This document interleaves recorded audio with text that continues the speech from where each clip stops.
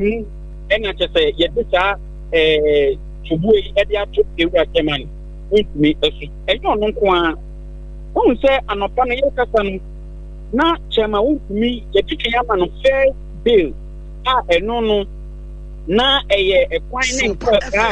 a coupano, our day 18 Juma, say a contaminant. It's a new bill, yet to jam a piano, yet take one in our FTA, or a cat of brain. Now, a reaction, and no, a case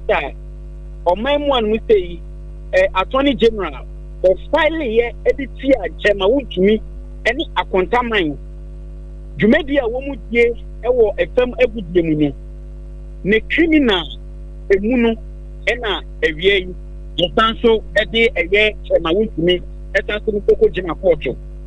na apam ensem no we de kina bobo bisiwa ne titru ede fa eye charges no ho nanso yanka etie ko se enye chemawuntumi nko a enfoni a edi etwenche ewo sompa so no etrese abrante baako eka ho ayefan edo akoko wono no eka ho epie enti wo mu mienu no ana ye behya hankofo no aso omopahi akese meka sei no omo so court no ede 10 million Ghana cedis no ede akoso enye no kwa wo kire se omo mienu nyina omo traveling passport no yade ede akoko nanso eye lawyer andi apia kubi awo ye temu milenum ni edema eye chemawuntumi eni ni opponent a yache no ede na kamwe ode atudra chemu se anopa no charges any bail condition of 50 million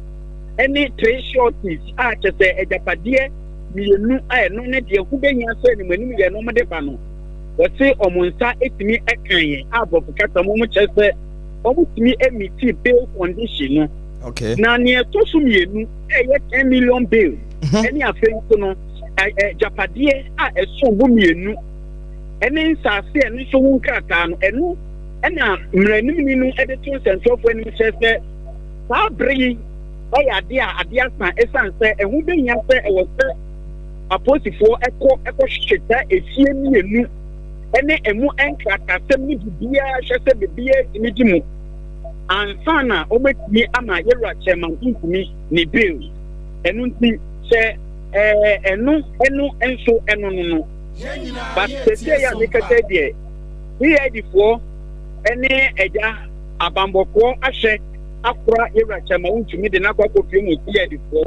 wo mo akate kopem se wo kyanyame ya dom na se bill no omonsa etimi kan ane enu no omo etimi ehu bebi a ombetimi ede eye ntunsande bonde hu mbeka kuku imeka say the chemawuntumi yama ni bill nanso the bail condition no nsa entimi ansa Opon say obekire mu a wo asa 15 million bail condition na edikan ene 10 million na nsonso ye be ne da sa mienu yintem apam ensonso ye ne say first one no eye 50 million no eno no eye nia ye frɛ no eye akontaman company no nyumedie a ye rachema wuntumi edi kama ete sɛ oni nkrata edimu ewo ni nyumedie a wodie mu no enumu na enanso ema eye ni 50 million bail no ho ensem etimi ekokɔ baasa but aside that nso no second one near Attorney General one say bienu brofu no o ma tintim ni nyina chichemu amachesa wo kra no wan hwe ya ubetumi aka se case ni nyina no ade baako de oman mu anu se nsofo a wono eno hwe yen ensante Mineral Lands Commission wo mo nhyehyeye a wo mo kyerɛ enhyehyeye bi a enu no chemawuntumi ani emraso a wodi ni tumi ekowura kwa Obrempong mu ekoku famagudie sana enu no first one no ekokɔ yeye na second one no to kyerɛ sɛ yɛhwɛ state council no mpokuopo na yɛde abɔ mu na ɔmo di ɔmo tumi ati ɔmo mu abwewura kura bentu mu a apart from say kwa bentu no kom ko tu mu fam agudie no emu ejapadie bi te say ensase eni ekwan a wo mu faso a wo mu bubu niam agugu ye adankura bi wo mu faso wo mu di enu nso wuduma enu anenam so ema attorney general kire say eye criminal case enu no waje e de atia wo mo nti eye niam mienu baako eye criminal case again ekwan a wo faso a wo bwewura kwa brentuo mu na wo tu fam agudie ena baako nso eye say enkata endi mu na wodi tu fam agudie ewo oman mu anu sei okay enti ekwewe ya mate ase pa saa na mate fo nso ate ase enti ewie ya wo mo kire saa bail condition no say wo mo ka say with landed property na court pa kire say me da say what say who say second one ayesu short is japade na sombo no e was say enye say apam wo kokofu awo go ewo eye hwa emobo romu ono no enu no de wo de tia ka say wo kokofu ewa ha nanso ebia na kokofu na wo di suduma no asase ni nya wo dia entenu ne sa na wo so timi nya asase a ewu krata no ekura asase na apam udia su kokofu no eye wo dia wọ́n sẹ́ yẹ wà sàǹtì fún ọ̀nà ọbẹ̀ tí náà kọ́ akọ̀já sàǹtì náà fún ọ̀pẹ̀ ṣẹ̀sọ́fọ́ ọ̀dì ànámi. Nanso ẹ̀yẹ́sẹ̀ wúyẹ́ líìsì tó so. Ṣẹ̀sọ́fọ́ ní ẹbí ọ̀pọ̀ ọbẹ̀ di abànkyì ọ̀díẹ̀ kòkó anáṣẹ́ bí nkókòrò àǹtọ́mọ̀ ẹ̀wọ̀ so. Ẹ̀nọ́ ní nkyẹn sàǹtì ní ẹ̀ní dìá. Ọ̀pọ̀ mo wáyé adwuma ní nyinaa. Na ẹ̀kọ́ bá àná sáà no kánsìrì àwọ̀ no ẹ̀nà ẹ̀gyina mu máa yẹ́wùrà Bernard Anchibu asiakon ye bone mrane se chema wuntumi yewra lawyer and the apia kubi ma ye musa no se de ekoso yi no de na aka akire mate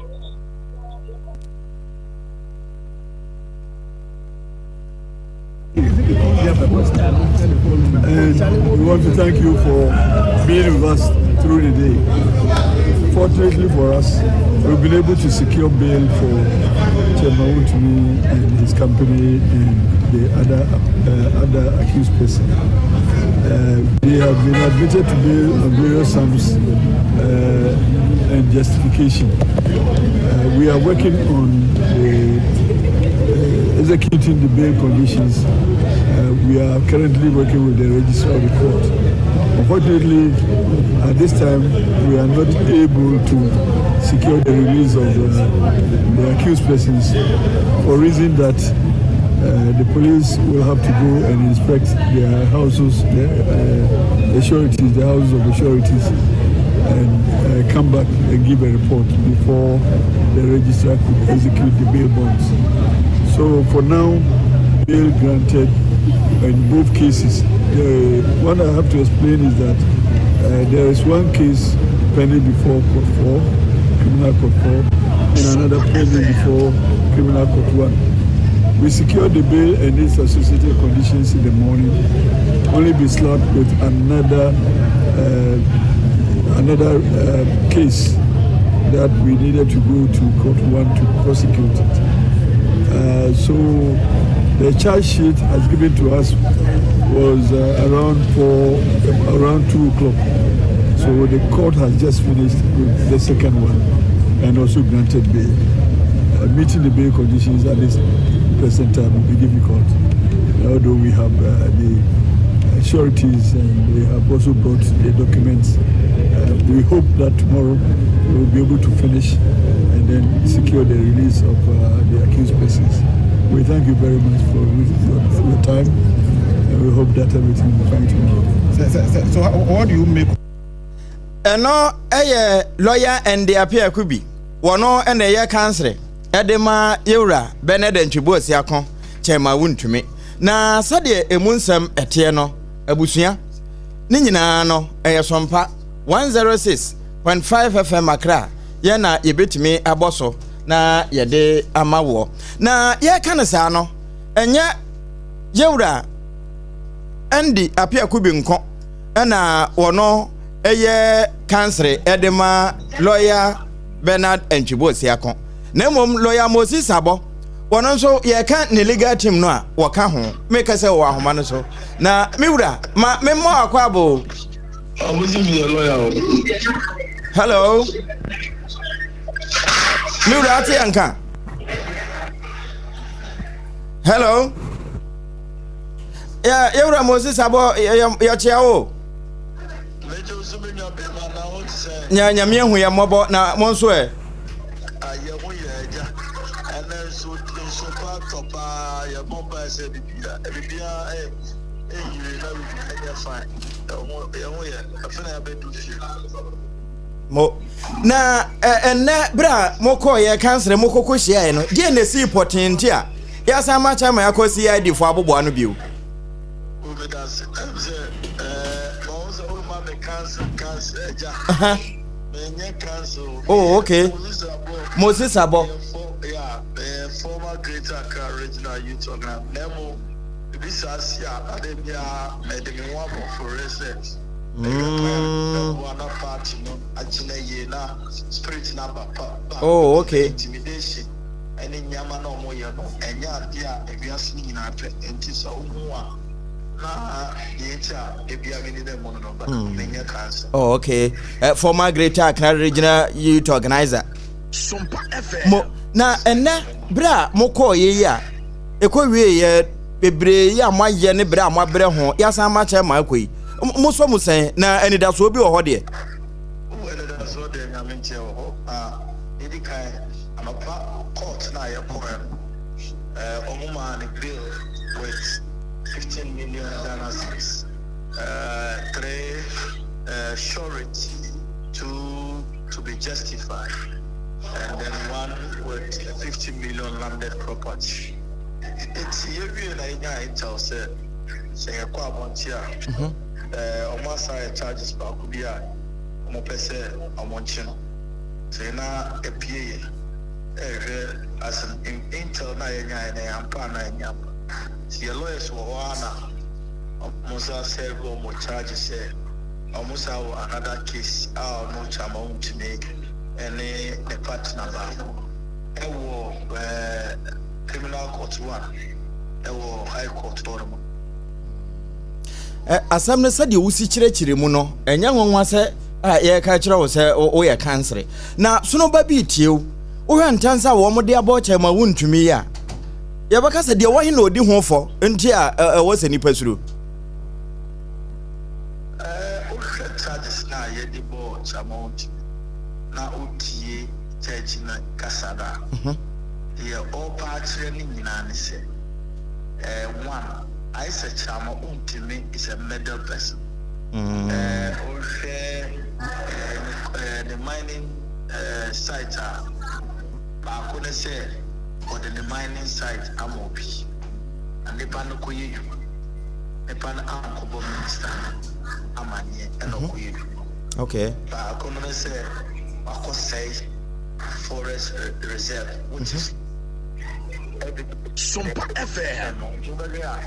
charges ba ko no matter esan say me hu ba ko country no undertaking a mining operation without a license. Ana wohwe count one on so and also undertaking a mining operation without a license. Count two so can undertaking a mining operation without a license. Nti no what you mu say?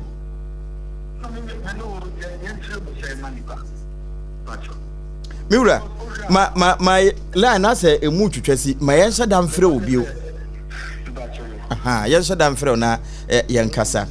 wei yewura Moses Abo na yene no edi nkomo yi enti ene sɛ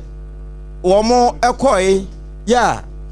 twetwen ya still antimi anane bode no eno ho nkomo ene yedi enti miura to aso ma me na wano gu asam so awoka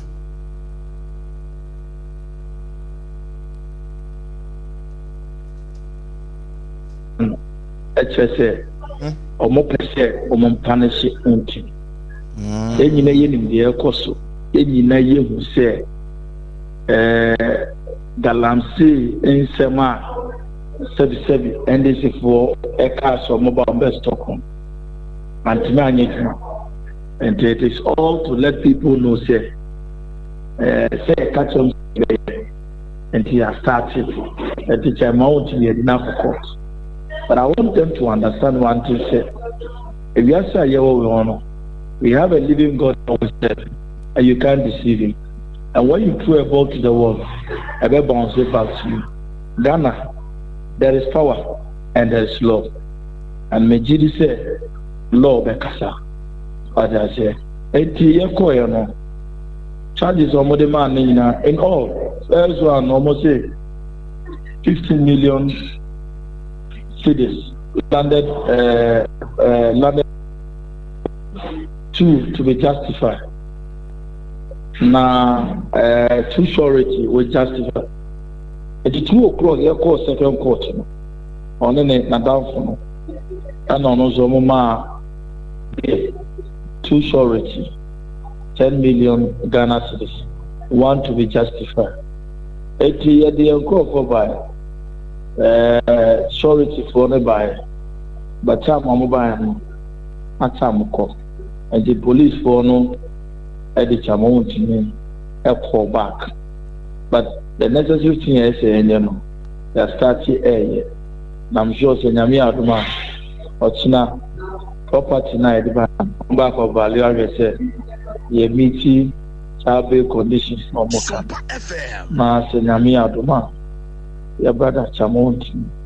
or better fee. But me no Casano. The head and now will say, Yamani bill. And we are yet to make the condition, bail condition to the award.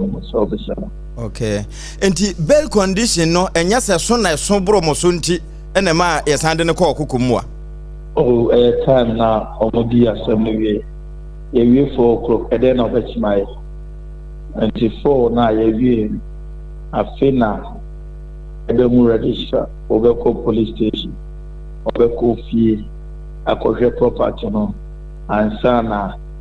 yɛde evaluation for evaluate land. There were process there, and there is no way which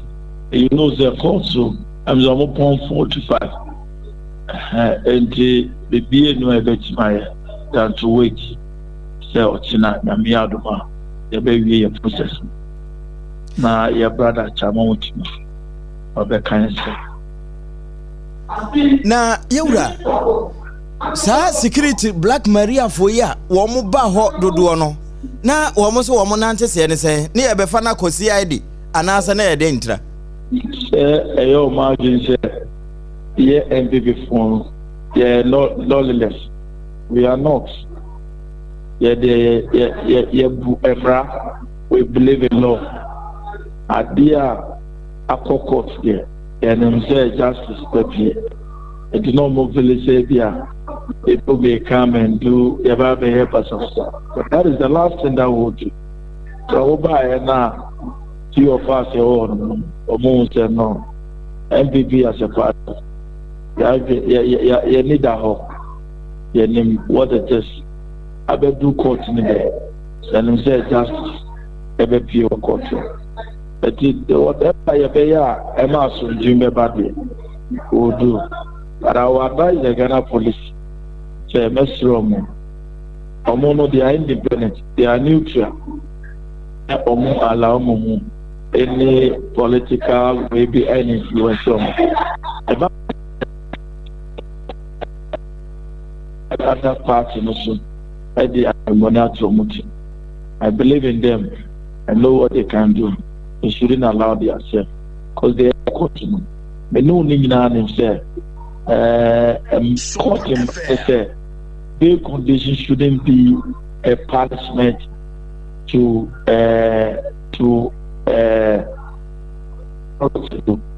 what I say. I granted the bail. Bail condition shouldn't be a punishment to the person. But all the bail condition I demand 50 million. And 10 million. What is 25 million Ghana cedis bail short, which I think it is not. I'll also use your platform. Now I may call you on religion. Na akura Mosi bitie ba bia nkomo yi wudi free ba we obaka say political witch hunting na bia na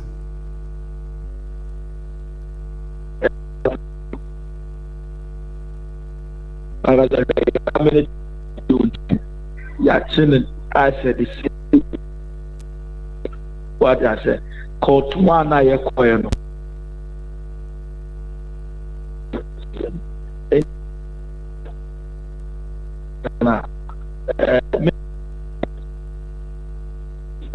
We are in a country. We need to respect the law. May I find running to yourself. That is exactly what I'll tell you. asema etwa to a odi beje chitafo esanse sa asema okoto ampanisi yentutumu atuo de odi bemma wosono chitafo a enya durusi ya no wo makobodo mpem e wo sia the headquarters anasa court ho no wo maje ba bia fa asema na be ka kire won oh I do blow but the unze oche ekru a bo se tu baby a no be ati say media the ABCBA starting from say obeyasi achiwe kwaya the first chain and the next ne achiwe the next ne achiwe tu baby a no unse na me panaka and the ABCBA nye de ensi yempese yebedu no we are enjoying the peace in this country issues be ewo boko the current president a backyard governed than the refugees was a Burkina saying found Oma Jana Corn a Bimo Omutimiti no Mukrumo a Kunku Bubi and these are the things that we government the Ghana police focus no more and for Ghana for near there. Akura Mosi enwumre Sompa hot bite e bede wase pa ne bra wanyade ama yen foforo bi e be foforo yen so ne ye be frɛ wo owura Mosi Sabo wono na eba enkran pompunu mantamu ha wo sono afamu a kane na on regional youth organizer say wo mo a edi akire na wo pere se yewura chema wontumi wo benya ben na wakofi akwakodi ne yire aduane no wo ka ho onna ye ne no ekasa yi abusua time heba mixture Dr. Tafiri Jedro no Obaapa time no e wodwa so na ade ba ko e what time heba mixture ho ya me kan cho ni se e malaria duro tatahwe empo entonton na ewe wo no wo de enom ansa wakwa akoda wa nan tonton da mu kura na ntontom kawa wono e ka wawi asa akwa akowu time heba mixture no wonu mato wuntimi nidi waduro no ewi a bo ho ban e time heba mixture ene ne booster no anwumre wokutayemo ene ye bite na hot e de ama wo ba bi eto nro bi ebi wo ho 0244417669 ne password no ya na wapusu na wona na kasa twuse uchuuse na asefa ya won fan kansem fon setie bia wo de beka de ehye nkuran de obi hwakura wono nso besre e de akere wo Leicester Company Limited wono mo edupa wo mayode aba etime semproye etime kaka ne enum kankan no ye frɛ Yas toothpaste ye wo total care wo ho ye wo herba na ye wo whitening enti wohia bi ne wo mo san wo ne broso brush se ka ho wuraba bi eto ade bia na abusua jewo de medimafo herba center Dr. Tam da so eda no wo se ye brebu mu hawo ana kidney no awo na anwo ka ho kono wo mfata amonto so na ahotomra poku asemayira ho no obeyira oyade ama ode ayaresa ba fie ana se ebu akwa agogo aban school ne hwe ani mu pe Dr. Tam da so Tam no da ho kwa wo de beto so na mom wo ye maame wofo ana eja na wo baba ya ewo fie emfinhia be senkron e de kwa akosi dunan a empane bi efre ne HPV vaccine ana se fo na doctor fo no be wo won be kokko school ahodom won be tenatena health center ne chip compounds ahodo ene mmea bi a won be yiyi titru ba bi eta ye weyin no eba ne sa ma abankonko wo bi ni nyina ye awode mu kokoram ya sesei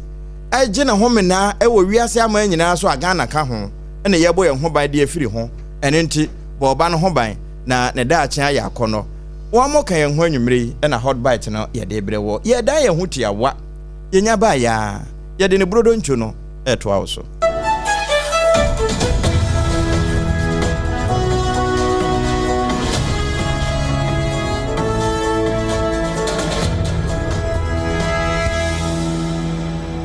no kura hot bite enti ya hot no bite na ya bite no hot na bibia tumi aye fine ya to akase no so na yi wasum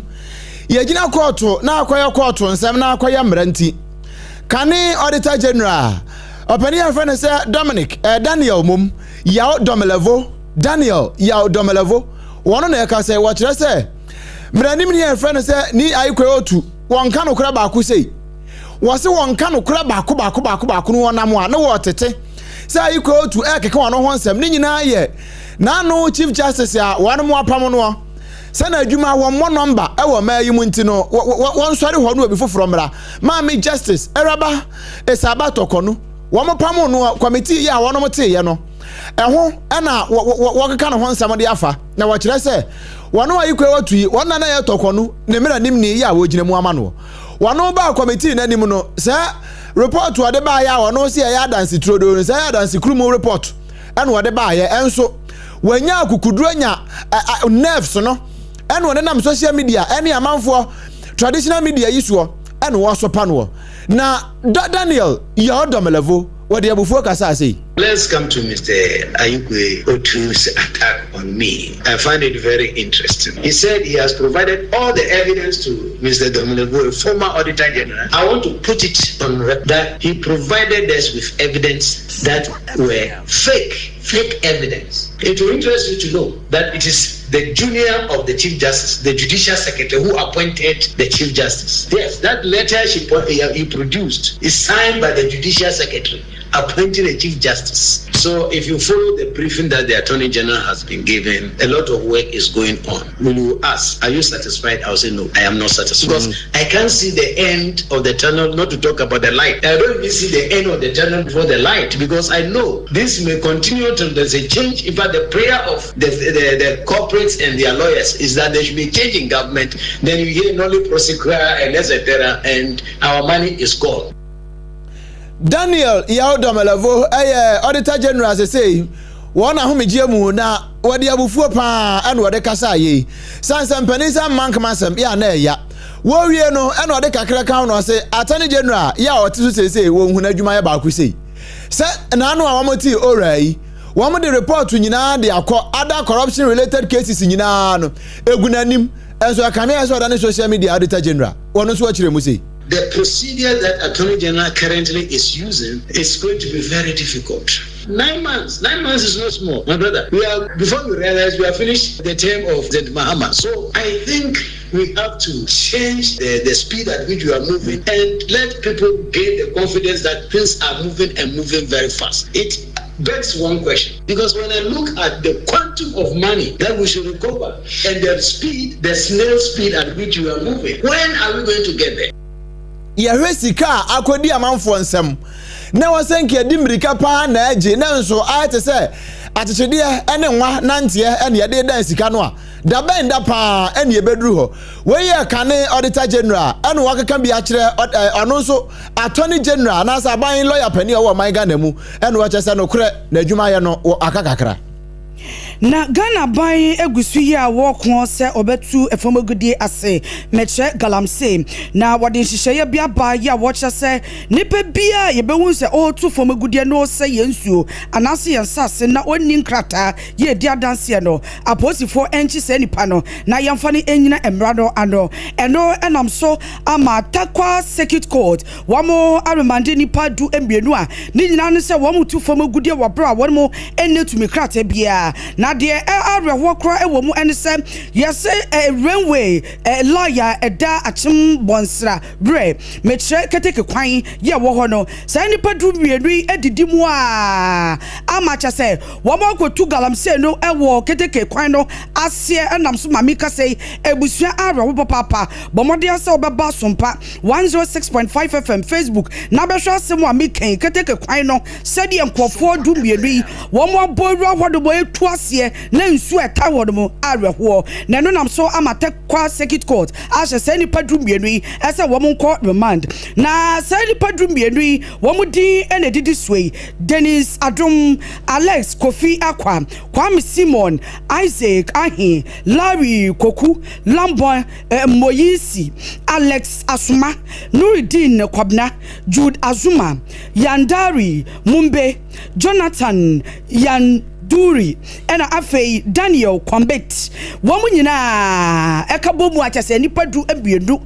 ena womu akwagudi saja mbrasemu a womu tu fom agudie na her ladyship ama hatia menu wono ede ato court nanim se wono ene pesade ye ena wode ato court nanim se sa nipa du mienu esan bone a womu adie ntino yemfa womu to remand nambenfo enguso a na womu nye emunhwehwemu se ebubo womu a ene mbra no ene womu disadiasa na efata na charges miensa ene de ato se nipa du miedu womu enimo de di nkan kra se womu ede womu ho akwakose eye galamse fom agudie to ho a womu nitumi krata na womu se yensuo ene yensase de to so emienu se womu abo womu adwemu pokra se womu eba beye ewudisam anase crime chese womu etu galamse no eno no eye crime se wo se yensuo ene yensase de a eye body enti womu ede abo womu eye bone and wo mususu ye ewo wo adwum se wo bodi bone de toso emienu no na de toso emiensa ase wo mu sei oman no ejapade wo bra wo mu nitumi krate bia enti sa niema miensa yi ena ye de abose nipa du mienu se wo mu ayo na ene ya mika se wo mu cha se court na ebetena nyame adomu a bosomi de toso eduedu ebienu October 22nd ewa afie mu me ena wo mu eba betena so na se nipa du mienu ya womo akwakotu galamse ewo keteke ekwamu no emrado ene womu edi na wobra her ladyship ene court no edi enkomoro wode atodwa se manganese transport no eche se enya de a efri nsuta takrade habo womo ebetimi aye adwuma womo eka no betimi afa so keteke no ebetimi afa sa kwan no so esanse sene womo ase keteke kwan no ebusua arewo pa enti ewosempen for her na womu siesie ansakra na keteke bia etima ye dwuma awo sakwa no so a enumrei samade boyi aba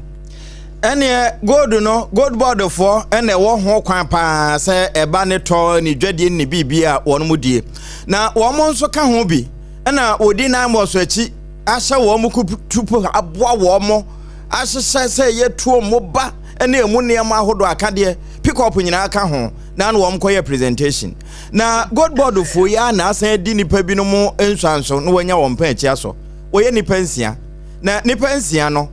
mienu de wom mfiri Ghana ha ennan esansa abontinsu ni ansa na obetwa poa no na efiri de mani aka kire no nipa nnan wom ya Ghana fo make say god board fo edidi akire ama yaso wo no mo pa achi na ebi Morocco ni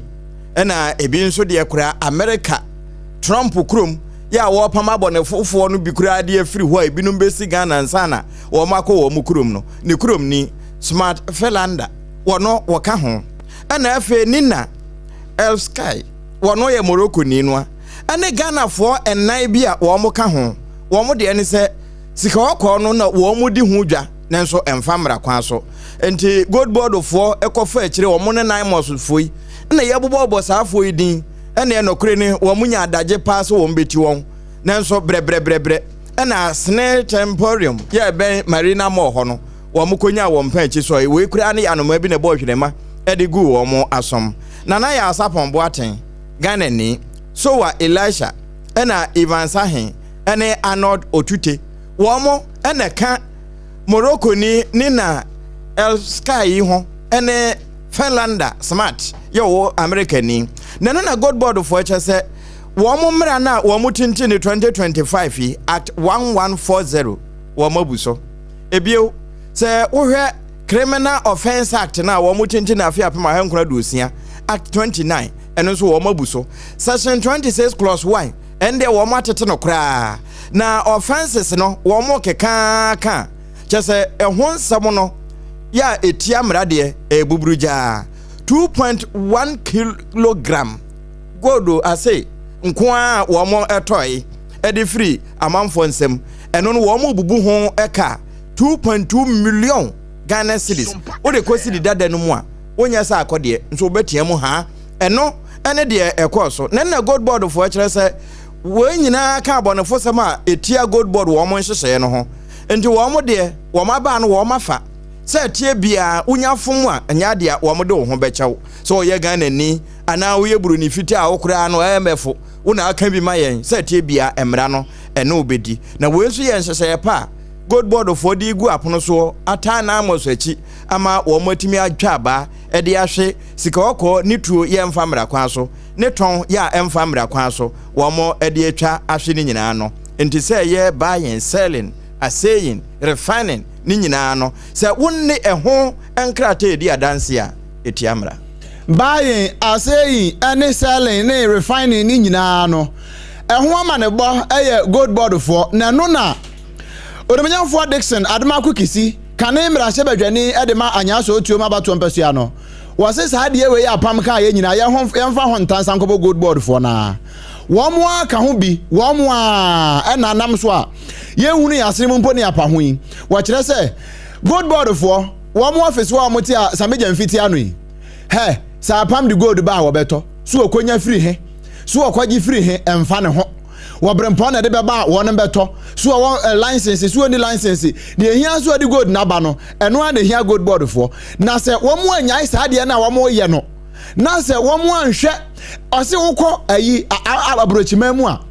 potato atromo krampo no e da store na se ukoto a yetimi track ehu afuo ko a ye di ntomo no efiri mu de baaye na so Ghana ha gold ye hunu site efiri baaye ni nyina sabe jamfi ni gold board for won ka ho na amana basa. What Gold Board has is a huge amount from both small-scale mining and illegal mining. And he cannot argue anything different because he is clueless as to where he is grabbing. He's grabbing from whichever criminal is bringing him gold. That is the situation. And until we put in checks, as it stands now, even potatoes in Europe, you can track it to the farm where it is produced. Why can't we track our gold to the site? And I demand that Gold Board put in measures to track where the gold is coming. And I can say today on authority that Gold Board is complicit in the Galamsey fight and they are compromised.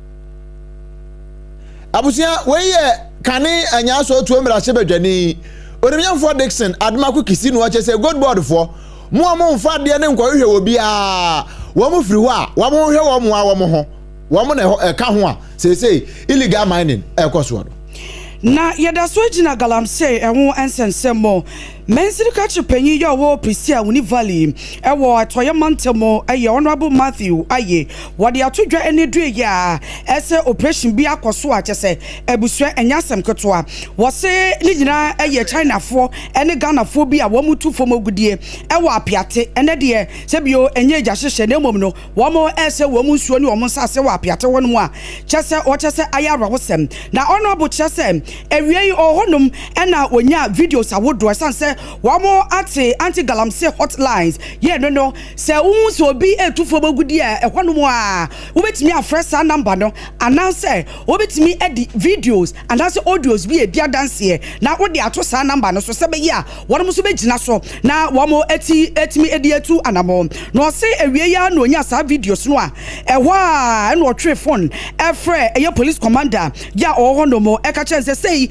ena ekoso ewa apiate contemporary eso wo se be don hwere bako ene efantamo na chese police team no wode bu nyina akwa kopiem wo hono mu a wo so wo koduru ya no na chese China fo ne Ghana fo nyina wo mu nyina ya motu wo mu nyina adwane e de afri hono mu a na mom wo se wo mu machines a wo mu de ye adwuma ene niam ahodo bi a na wo site hono mu ne de wo mu ensa etimi kan wo se beti se excavators ene apiate wo mu sa ekan ya wo mu tutu excavators ne ne part ne bi ya wo mu de etu kan mu a kan ne fa ye e de ekọ eye Prisia a wonomo na honorable to aso echemu sem wo mo kodru ye no na te se de meka ye no na Chinese for no wo mo nyina adwane and African Ghana for na wo mo ka ho wo mo nyina adwane no chese sa operations we de operations a eso aba mfaso pa wo se eso aba mfaso ene dwe adwuma wo mo adie no na eno no wo chese wo mo gusu a ya wo mo ye adwumade ade aboa wona wo mo se yensuo ene yensase ewo omemu a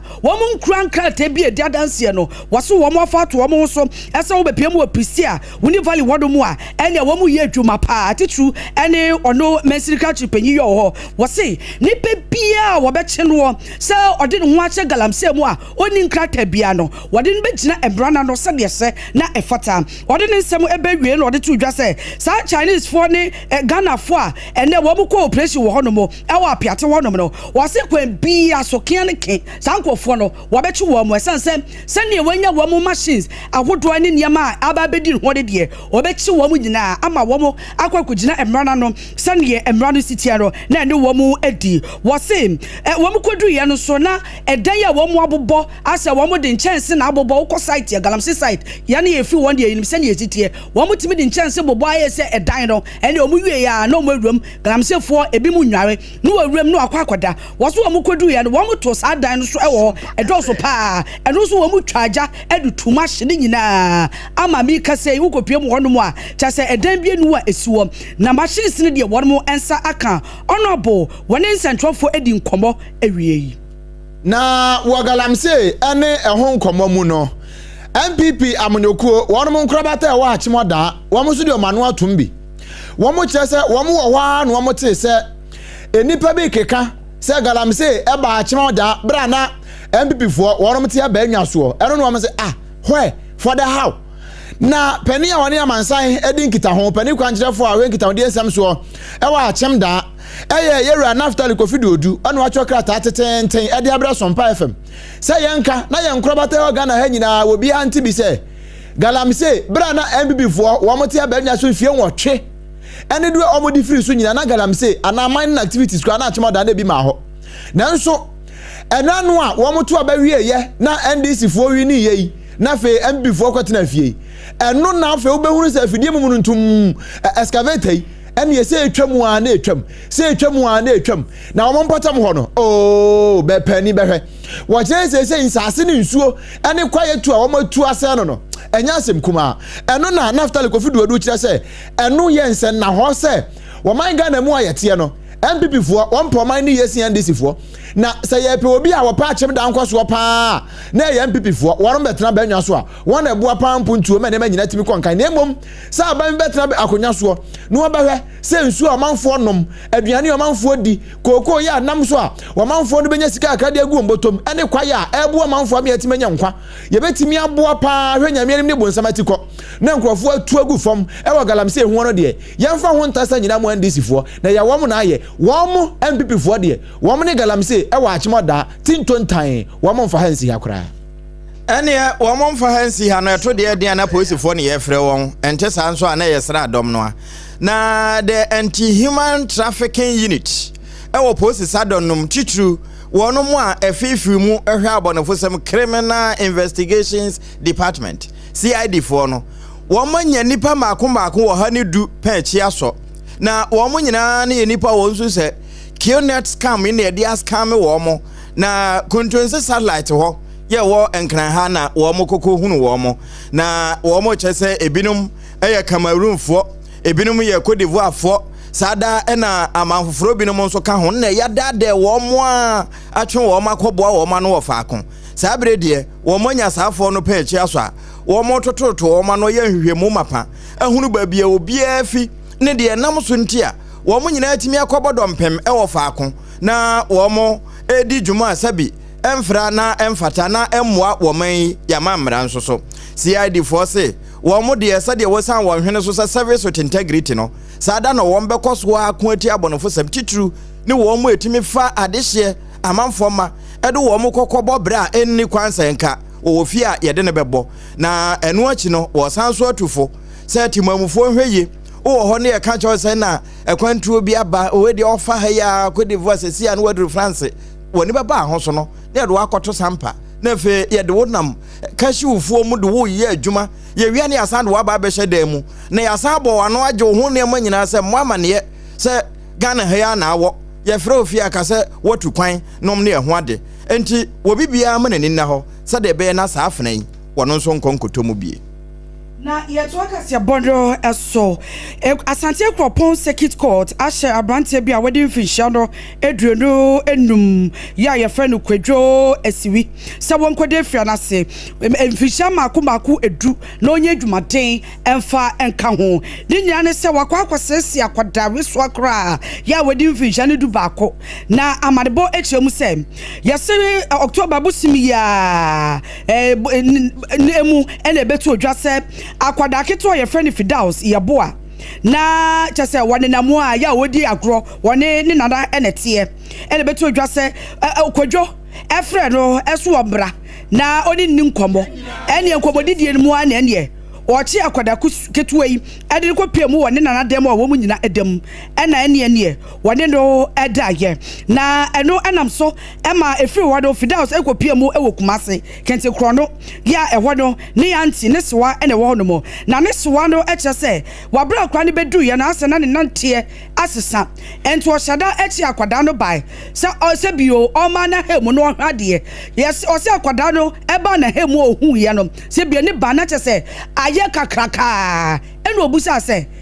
edie na esie sanse akwada na esua otwapa ya wo se ne ba no etimi ye kese sa na obusa na o che so owura bia ye friend no kwadwo asiwi ena eche no a one ne koda ye e wode na na demo enti we e ya rawosem e ma akra no ne sewa e de asem ne kopie mu e wo Bushan police station and am so ma wo mu kochi kwadwo oje tum se ane wone akwada no e dai eno nam so ama Asante Apam Circuit Court ya maami a wodo ena tena asem ne so e ye owura Gloria Mensa Bonsu e de ato court nanim sem kwadwo aje tum ese wasesi akwada ne ntino wo mu gina asem so a anche bia no mu gina so e no mu di asem no e ma ebubo kwadwo eno nam so ama court no ehye ne se onkoda emfiase emfisha ne baako edu no onye adwumaden emfa enka ho enti Apam Circuit Court se wo mu gusu a ya wo mu bodeburo e de afa empanyufo wo mu ne nkwada e de da eho bo ambra ne be che no ene ubedi sede se na efata ene yefiri kwasiri die iso a ma yenko framantem no na afa na kwabena nyako enne wokoko hu bibi ewo ho na ne nyina yese uduru ba bi tese adome ene atempoku a eho de se nipedi atrantwie ni sanse danse bo abakwa kofa adome bridge so eno nso nam so adodo na ne se excursion waba se wo hwe woni nkranchia na wonye kurumani a wonim se excursion enti omo wo ho a ombe se maame bi hwe ne ntenteni mu wadi mfinsha ne be se adusia wo koba wodi akoniaba ewo sutade na no ho ekwa kofa bridge ne so wo mani ba ho so na asentiamu ba ko bi ombete bram wo mutwa wo mani asa maame na huru ne ho atonsu num ene ntemu a na wo mo ewo ho a wonima asudware sa apata atom na wo mutumi yi ni pie na wo mu yi no wie ya wo mo toto na no de ne na nisem no e di kan bo amane ese de wo mu si hu no ene yeko akosobu se koto ai military form minimi bra nti ye free akosombo post office on me buy na akosombo bridge na e wa no me bra na damfo ba ku be wo ya di ye twam no no se ye mfa no bonchia na damfo ti ye be bra ya na oni na damfo na di nkomo na eti free top on se obi atonsu mu na yesu ye fast na e re hu na ye tware ku ma be ene ye de na nanisem wo mo ehunu bie no ene ekasa yi na ewie no wo mo nya adaje ene maame no nso kasa na wo kire de ye no ne de ohunu yi ntira diary ni wa so I think as it stands now she needs psychosocial help. She says she has never been to psychiatric so it means she has some tendencies of that. eno ye maame a wote ne ho tu nso num no ewie ye na wo mo toto na no se obi na fire ne mu sai na na ete na wo kirekire mu no na ye to ansem ne so ewo ensem foforo mu a ukopie mu ewo kumase a one more na interior ministry no ene other agencies ka ho migration fo nyina ka ho bie na wonu yiyi nkwada wo mo srasrade ewo ye street so efiri mu na kuma san so ka ho na enum ena akwada amabon se 7 no a akwada amabon se kura ya ohwe no mfie no a wanya bruso abe se mfie nkron koni mfie dumu a eni akiri me nkotwen me na wanum ena wonenam street so a wasrasra ne ma ne wasrasra na akwada bi so di nachi ono so di nachi kura wo pia no wono wate hwecha mu ena ne wo pia no so wanyina bruso akwa na ebe se mfie adunan 14 years na woni susu se akwada yi ase enkrofo bi na ehye no se won ko sresre sika ena nam so ema wo sresre sika no wo monteso nti wo hwe ne se ne ogigi sika no a wogigi no de ma pani na wo pia no de asie wo de ahye ne botom saa amanfo asada observe no ahunu a ehunu saa na enra ade besi nei wo mo ahwe akwada no a wo mo nhye da hunu ena na no de wo mo hu se as wo bi pia no ewo ne hwiche no mu edni kwa pia ya sabia we private hospital bia e wa santimanta mu ho na wokoduru ho pe akwada no no de ne kwa ya no wanya mfinsi adunan no didia dodo na nim ya no kra wabo de kire doctor fo no ye gambo obetimi aka na jambo ni nyina yo no a wo se wono de wo ho a ene ohun se ne ho mfa no ene opia no ade ne baaye wo de ne kodu ya sabia ho no se no ye DOA dead on arrival se wa wukura wo kwan so ene wo de ne pia beduru ho na ene se Dokota ya wo hwe akwada no na nakwabena sante ya ono ya administrator e wo hospital ho no wo so wo hwe akwada no a emfinsia nkuru ko emfinsia du no wo hwe ne honam a ene ye bro de wa jibi papa woni abono ma ne ho nyina ba apapai baabi apai max egune ho no na enya asem kuma na doko kansem ni sei pia abofre bi on so hwe ni nyina so ne be mfie nkro edina ba se o ba ayarehwe na emom ye to na patient kwampo kan se abofre wewu awi enti yen so se de ayaresa bia na ye yetimi kan se wewu enti yen so ye nim before doctors a wo so wa around ema wo be hwe enti wo ba ye wo be examine no enti wo se abofre ne wudadada na wa ye nyame bia wo firi na ni hu se e bia patient bi wo tu kwan na e bia yare akan wo eye kemu analysis station yɛ dina ba ebe ba no demom sɛ de wona sɛ bi o sesis kano abi bibisa wa sei opia abofra bi dina ba ha de we ni de di kan ebi esi wa sei bi sei no bi sɛ yɛ ma approach for ba mu ko akoyɛ aban amane because yɛ hwɛ abofra kwahwɛ ne ho atwitwa no kura ne ho atwitwa na utimi so ma bo no abusia join ye wo Facebook ne so Sompa 106.5 FM Accra na eno na ado akode kakra to so no wache se no kura abaye ye nie wo betumi bia aboa ama sele na medi kan kan anim ho no sa nkoda ye wonam street so nyina ya timi ayi wo mafiri ho na nso wo ka kira ban se ne awaye no eye kitua bi onye bi nka ho ban panyumfo akeka wo mu ho e wo sa human trafficking no so e bia beti a police for abomodin achibi ele bi court a ye nyina yete na ne me kan sa police for se do mo boa no yim se de bia mu dwumadi ne do so enti yan krankra ne bi asutwe ma police because we abofra we are ebisa no or see ofikanu na aba enti ofikanu no so o ban ho na de ne ba ye e di edwuma na odie de bia nso se Ghana you free education enti mo friend wa se nyina no so muntimi take advantage of the free education no mun ko school dan se bia o mbetna tna kwa no tata kwa onyina de be bra no bebo abusia we ya na nakwabena sante administrator ya wada maboa hospital center no enu wakasa enu niho anim ho kra wo kire mi se wo mo ne gambo ne di nkomo no gambo ne se maami bi ena ka chen se wo mpia no mfa ne mra hospital ho enu onde opia ande ne ba nti on de woni makoda ne wo ne ho hwe Executive Chairman Edema Food and Beverages Association of Ghana, Eye Rajon, Awuni, what the ato abai no enim se, where the one more kind of plane, and your plane pa, ese a kwanya, Electricity Company of Ghana, ECG NFA, Ghana Water Company Limited, one more L222, one more Esika Ebuomono, was it a hadri ye pa. Now what the ato abai no enim se, send ye ECG4, and now one more Tunkania Buomo, or China one more Tunkania Buomo, was this anya dia ebeman kania no ejina ne nanso na afei Ghana waterfo nso sɛnea wɔn mu tutu mu no ɛnya ade a nsuo a sɛ bi otimi tɔ ɛbɛyɛ bosomi ɛne ekyire na nsuo no atwa yɛnya nsuo kora ne anom ɛnya ade a nsuo no ɛbɛgyina ne nan so enti ɔse deɛ wɔsa aban na ɛhwɛ sɛ katasehye proyɛ kankan drum die yɛ wɔ sɛnwumekuo mmienu emu no ɛno na wɔsa aban no ɛde ne nan asi soɔ na ɛkwan yɛ mpanyinfo yɛ a wɔn mo deda danyumekuo yɛ no na wɔn fa so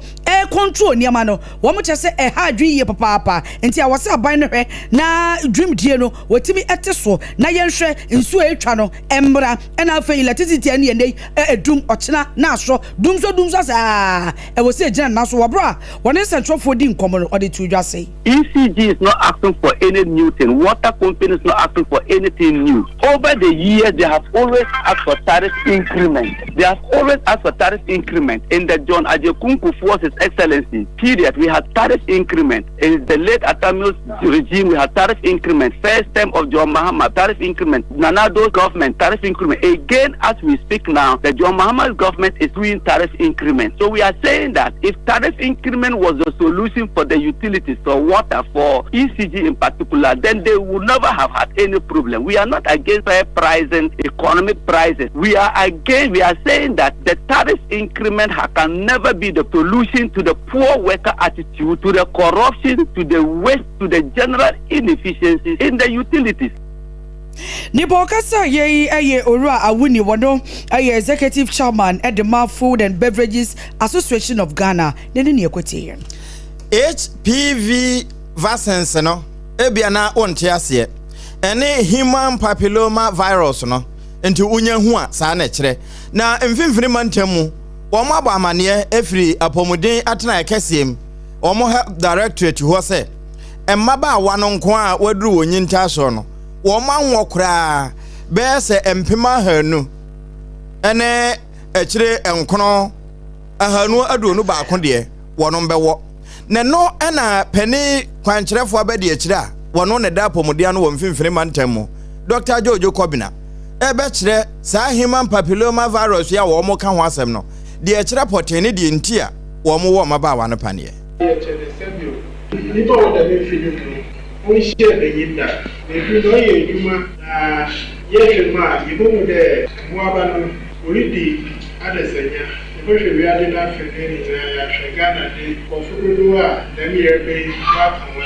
and na wana come on to me wosiwa another washer one saba nda yerba no areba say eye hwehwem no wu ne ntama tu bo oboma yerba no on kaban be be obedi ya ko ma obi One penny kwankyerefo abedi ekire a ukọ emfimfini mantemu erekana no mkurom ho a wono eneye Deputy Director of Public Health na ewie na Dr. Abetatwim wono na ye Central Regional Health Director wono so di be beto so no wo kyese we de wo de kwa ma awofo chichiri wo ma eduru se ya na ye hyeda kan wo mo made wo mo kodwa so na ye de wo mo kɔ afuom se wo mbeba na ya wo awie no de ntia wo mo ni abere a wo mpese obi a ngobie no wo bobɔ nsɛm bi nso ka ho masafa ahenya we say aka say enye we say pe ene yare a eda ye pono so a ye di hu dwuma ye wo yare bi o ho a ye frɛ no flu ana say influenza e wo ma na akɔ e wo ma na aba na say ye hwɛ cases a eba ye health centers and hospitals a ye hu say flu no bi astarte yi meti enu nti na ye nso so ye dwuma say ye bo amanfo nyina akɔkɔ ye bo ye ho ban na maka flu asɛm na masaba bɛka monkeypox asɛm na sɛ mpox asɛm mpox da so ha de bia ye nya new cases nti ye bɛsrɛ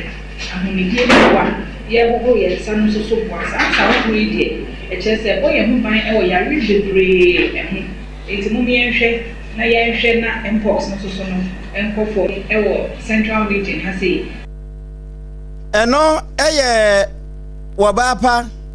Abetatwimwa wono na wokɔ mfimfini mantemu a apomuni atena ye no wono ne kwankyerefo erika nan na me yensa kan yi ye free apomuni atena ye no mu no ene ye de ne kyem e National Service Authority wono mo akache wono mo a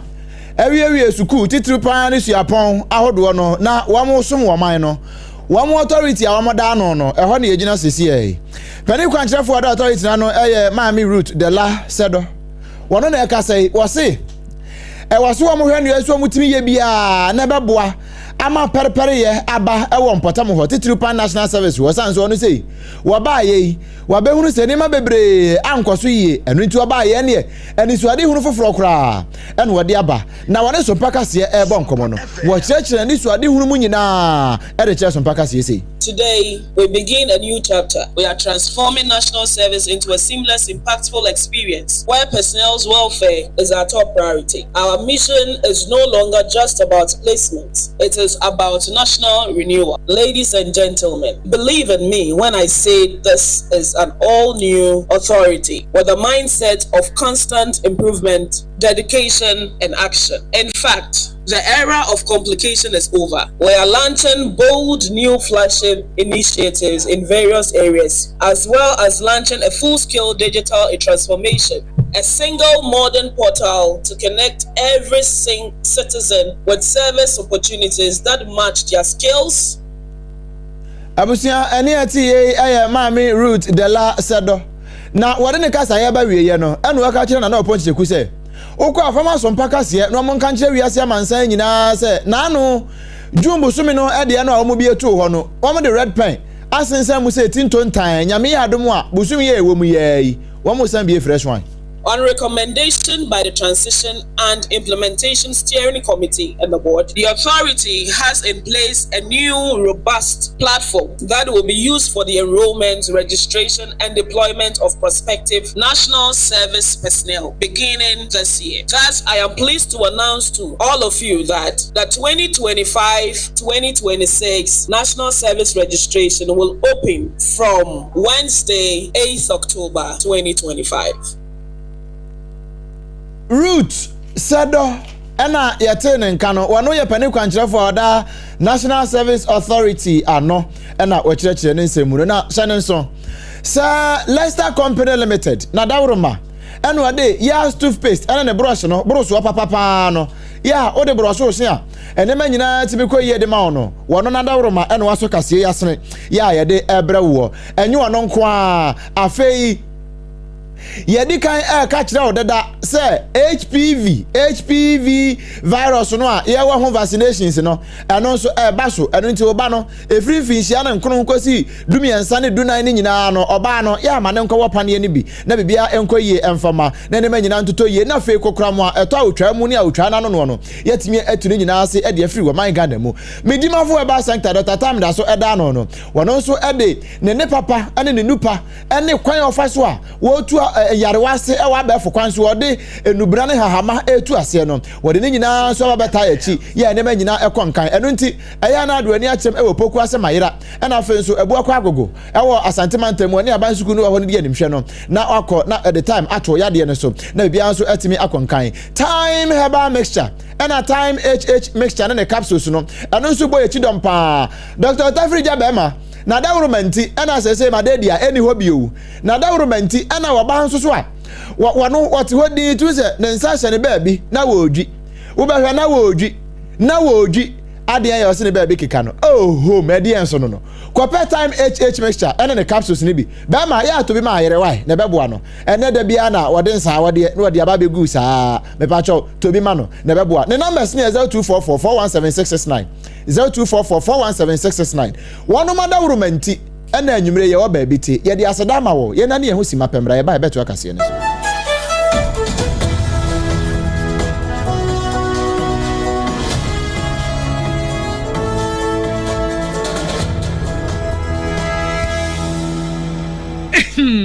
Medo edrano pa wutimi to wo boase etwitwi wusi o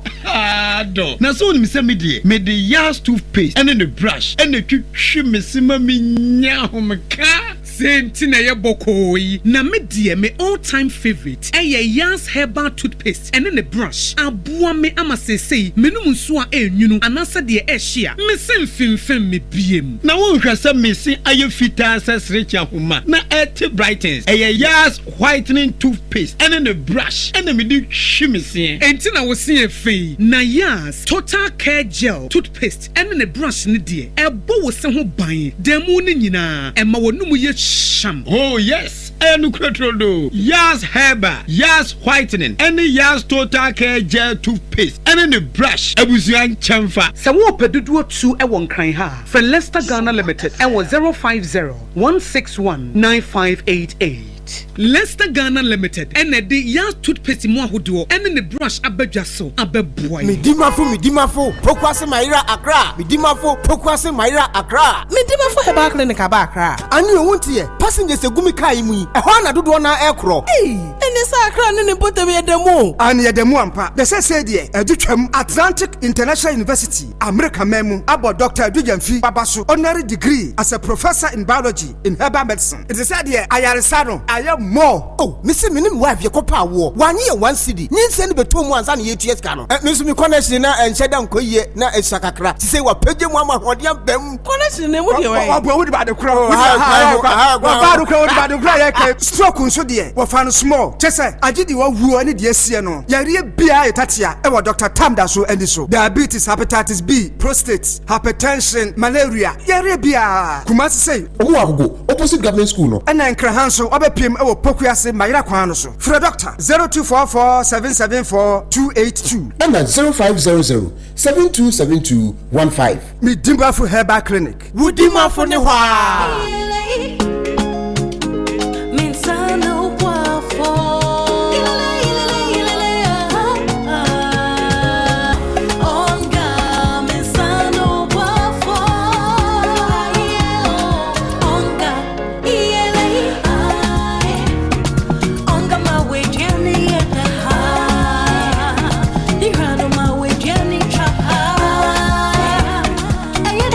Da obiari hia emwashon kubia epemani ni opepa aye de change onga mama sano boafo FDA agi edwedie yin krato ya so sano boafo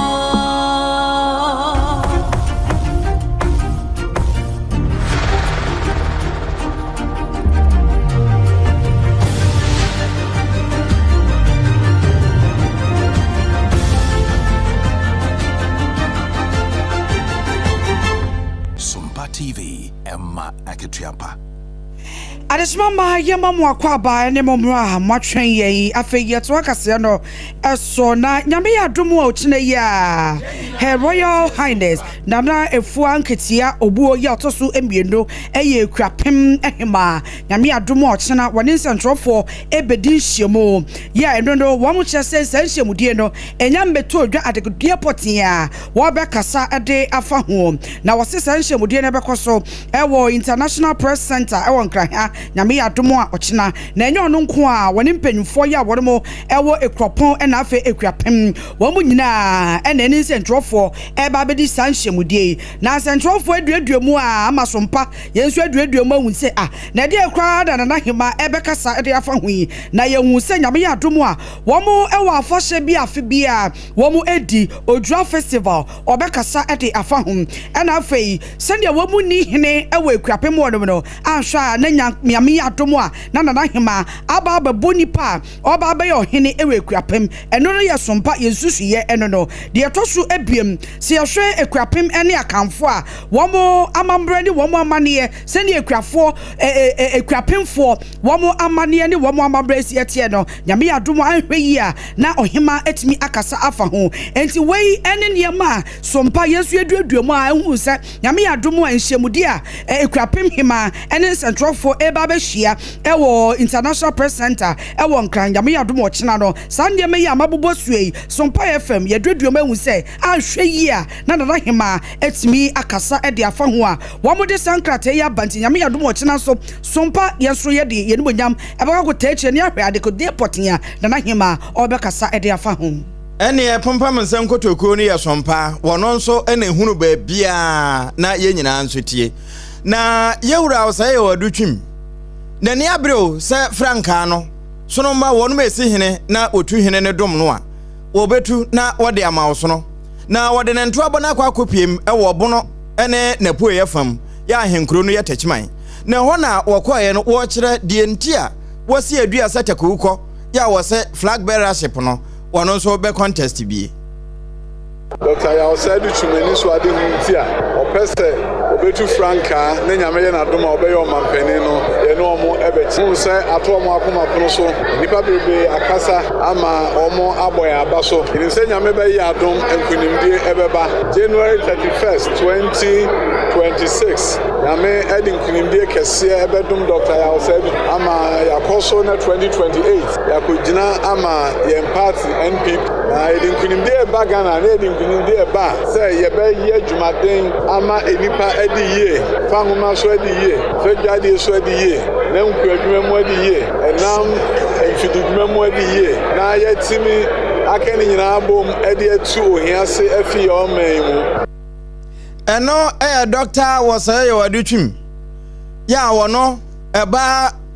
bosontwe constituency a wonemra se bedwani na wie wa amananso ho ene wosan de to aso e kire ekuoma ne se wo monka wo homo tituru wono ma pa aba na enkunimudie yeso no de a wo mbehu nepa ya meka kire mo ne se mo ma ba hu ene se wo ha ka be hu enije e ba dan mi se o manya obi di o mani mo ba ha man ko obi aho asambone ya me pesa me yama Ghana ni ya me yama party ni ya ma ye twemu ene ho adanse de na mbedi ye den nya me ase ba bi apagya me afri rapa anko school ma me anko school be hwe mo ma so Ghana samre sim be yo mampani a sre me sre sa onyame e be ka o makoma na yetimi akon akoye eno ho asam na mbe ba ye ma obi edin nti part for ba ha no man ko bi ho asambani nti omo nso ede anidie ahia me edi free ha show mu nkran se party da che be ye fe wey Bono East baby Sompa 106.5 FM brother Philip mo no eho na yero say you adutwim wode ne ntoaboyi ekopie abusia na anum ho na school pon ye wawi ase nyina ya na man Ghana mu nso school pon me kire university no na ya de nyina aka hono bie no wo mu nyina kohia aye na wo mu si akan e wa agokansie football de enum na wo mu boy ya kwa nanim no ya hwemu a na kame akwa etese ne a 2009 e was South Africa bra na ye bo under 20 World Cup no na Ghana yenso ya kan ho bi na nso ne ya underdogs chese yen kan ya mfra kora sansa o hwa mama ahodo bi a no am ka ho no bi enu a na Ghana kra de ye kan football no kra na yen ka ho ebi ne kwasi yen na no na wono mo koye Ghana fo bi akoye University for Development Studies UDS one we tifido one mo suko si o mine na mu no mo koye na ya mfekire oh Ghana de munya wo de one go project no mo de anom de afa nchan fun no mo de ko manim afam ko do final woman ni Almighty Brazil woman university kase ya ho no eno wom dom ko hia na ka football de Brazil wom di mutintiman pa Ghana fo che won posa won papa ye wie ya no na Ghana fo agi kuru wan de abafie wom ba ya no eno makopia bankasiem e de meda ne kuru anyina kwacha Ghana mampani His Excellency John Dramani Mahama wo hu wom no se me manu ni wo se me mamon kasa nkwa chiri 500,000 Ghana cedis monye na monfa nkotwuma no muspedede sansa matio mine nimpa na we nam saye so ama UDS for 24 chese no kre womani aso niema Ghana mampani His Excellency wato aso John Dramani Mahama aye ede ama omani sanse womo akire se Ghana mampani wodo omani pa ene yemfiri mampani de so a womo akwaje kuruwa de afiri amanone na womo de abai na menyina amanone ho na amanone no ma menkwa Judge Karen ne ho we US Supreme Court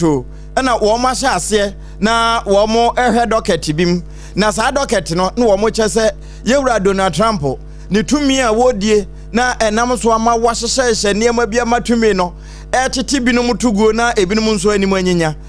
new Supreme Court time we no ebedom aboa na areshepu ne powers pa na eno na Supreme Court justices wo mo nso ejejeje so na wo mo chese no kwasem ni a step in the right direction shadow docket bia ni ho a sabio wo mo ebe piapia de ase baabi na mom wo mbehwe se eniema no wo mbedom akwakosi ase na efeti mamufo nso hunu eniema mu fan na efe wo mo nation constitutional law no enye material law no eno atimi aye adwuma enti Karen Emegut wono enana wo boss asemi so na yewura Trump make say wato nsafire bi mo se wo mo nso nko bench ne so na wo mo nkonko boa se de be na eho atemu adwuma no ebetimi agina ye timamufo benya won chefa aban benya ne de na fe wonom nso efiri baabi ba wonom nso de ankam yankoso anyina ama no ne na we de yamera bibimaamu Tanzania kane ambassador ya eba no se yanka ya dwenkyira aban pa wo Ghana ha nko Oliver Bakavoma wo anase bia okatachi afiri fam de ni bi no anko ye bia wono ana me ne wo ka sei empanifo na busuafo a kire se nipa bia kwachi na sie wo mo hwe no a wo mo hu no ye friend no Humphrey Polepo wono na ka sei na busuafo na ka sei wo mo kire se enurada wo mo ho a wo mo nka bi nhemu ne wo mo te ya na se papa yi ne yere ne ma ebosu jetire se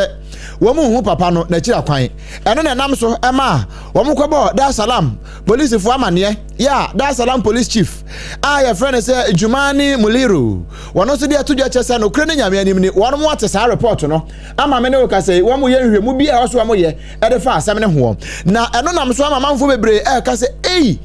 papa yi wo nyama mpani anko obedi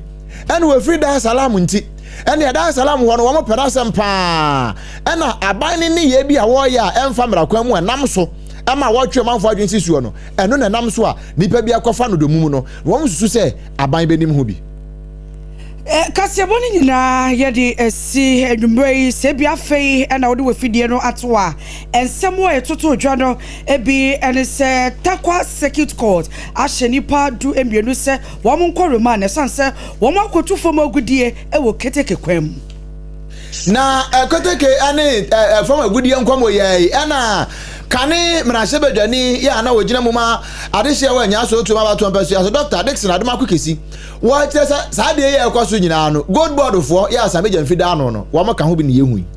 maame bia ye nem ne se hana wo mo so se danso man wo firi nkran ha wo kote to fra sutade kase enum no agya no hotum na so adonyefo dom ewura mu yi no a ewie wo bo amane ntia otomu Way any and some of for be and out see you and bray young faster the PSA asida one pam mekwa one more esoya send time about center one more edunu papa abedwaso a wonye binum a etu malaria sesanso and na medima for herbal center so Dr. Time daso enso eboye tri abrane onga oba se wosanu aduane beyeta e wose de onga e de gum na wo say yes niama ekwaye sanso ene nyame ya domu a ye ba be wo pane HPV eno no e wasa wo ma oba e de ne ho ehyem eno so eboye chi abrane yes toothpaste enumre ye koda bomode asa wo betwitwi osina wenum etimi atewei enumeko a enumre wore mo eso yesene apesmakofo eye miensamidi Obaapa nana ya keche na fei Obrempong nana kwaku ampoma na fei triple man ejapia Apam Dadaa Sompa obi base yefa 93.1 kumase sana sompata kwa sompata kurade sompa doma sompa sunwane sompa nkransa sompa takurade echi no sompa FM ewo decoder no so na www.sompaonline.com ensem ni nyina akwa obenya bia kenkan Facebook night came for no monko na monko yi mu chefa emfrim sompa 106.5 FM Accra na YouTube ne sompa FM live honso no live for ho ye ko na fe odi for mango day odi dwumadi ato ne din se third service di nyame kasa wo so no e de ato